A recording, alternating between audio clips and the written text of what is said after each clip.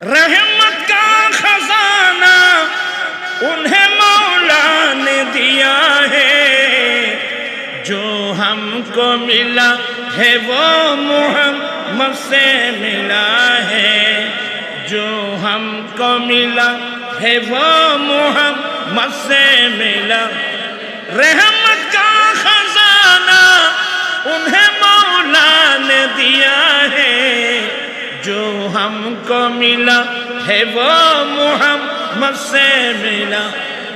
रहमतेर ভান্ডার আল্লাহ দিয়েছেন আমার নবীকে, এবং আমরা যা পেয়েছি দরবারে মুস্তাফা থেকে। আসহাবে সুফা দুনিয়ার কোন দাগ তাদের শরীরে লাগে নাই। কথা বুঝছেন? আরেকজনের কথা বলবো।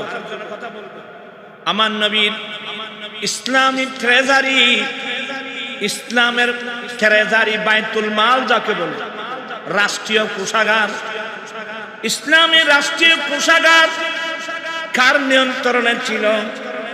আমার নবী এমন একজন ব্যক্তির হাতে রাষ্ট্রীয় কোষাগার দিয়েছিলেন, উনি হচ্ছেন বেলাল রাদিয়াল্লাহু তাআলা।